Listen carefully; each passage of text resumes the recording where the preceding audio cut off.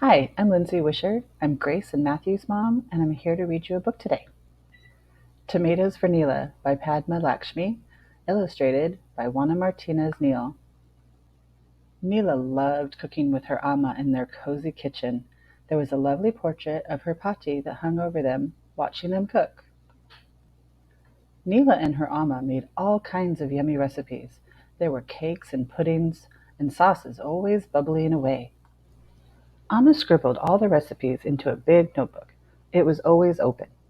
Neela loved to sit on the counter and copy the recipes into her own notebook, too.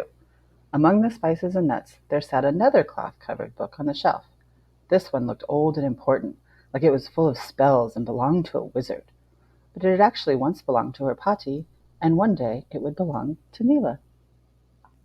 Saturday was Neela's favorite day of the week. They were going to the green market.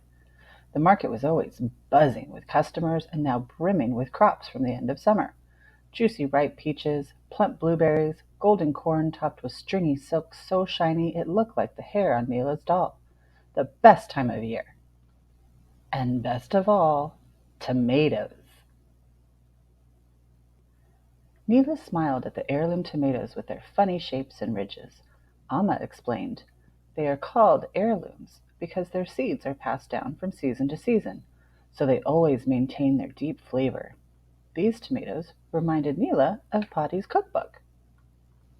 Neela and Amma brought back a bag bursting with plump, juicy plum tomatoes. Plum tomatoes were the best for making her Pati's favorite tomato sauce because they had fewer seeds.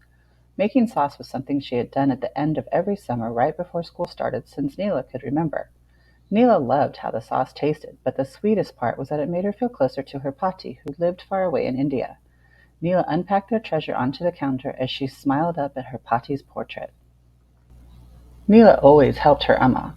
She shelled peas in the spring, peeled sweet potatoes in the fall, and even sprinkled and stirred spices into dishes. Neela loved listening to her Amma tell stories while they cooked together. Many of these tales had been passed down from mothers to their daughters. Amma washed and carefully cut X's on the bottom of each tomato. Then she dropped them in boiling water for just a few minutes. After she strained them and they were cool enough to touch, Neela began to peel them. Next, Amma cut them over a bowl, saving the juices and seeds. Neela peeled garlic, and then Amma sliced and fried the garlic gently with oil in the pan. At times, Amma moved so quickly the bangles on her wrists made pretty clinking sounds. This was music to Neela's ears. There was a slow rhythm when she chopped, faster beats when she shook spices, but the loudest and most fun was when her Amma shredded carrots with the box grater.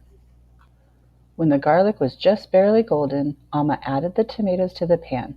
Neela shook in the salt and Amma stirred, her bangles clicking and clacking. Neela danced around to the rhythm of the bracelet's music. Then she dropped a few bay leaves so that Amma could stir again. Amma put a lid on the pan and showed Neela how to carefully lower the flame just so. The sauce simmered, the room smelled deliciously of warm tomatoes and roasted garlic. Did you know that tomato comes from an old Aztec word, tomato? They traveled from the New World all the way to Europe and even India long ago, Amma said. People thought tomatoes were pretty, but feared they were poisonous. Neela laughed at the idea of being afraid of a tomato. Over the years, people in Spain and Italy began to cook them in sauces and stews and found they were just delicious. Neela wrote these notes down in her recipe book in clear letters. She was excited to show her Pati what she had learned about tomatoes and how she could make the family tomato sauce when she would come to visit in the winter. "Sauce is ready. Want a taste?" Amma asked. "Yes," Neela said. She ate slowly, letting the warm sauce coat her mouth. This was the taste they would savor all winter, when the air grew cold and tomatoes were no longer in season. "But why can't we just buy tomatoes then, Amma?" "Because tomatoes grow on vines on the longest days of the year, when it's hot enough to go swimming. They need to swim in the sun." Amma explained that tomatoes picked when in season not only taste better, they are better for you. "It's best to have fruits and vegetables when Mother Nature likes to grow them near us," Amma said. All Neela knew was that cooking tomatoes in summer would make her happy in the winter too. Made into simple pasta sauce or yummy chutney, used to stew beans for chili, or turned into salsa for enchiladas, the tomatoes would fill containers and can jars that would be the pride and joy of their kitchen. Now they just had to save enough to have tomatoes in the winter.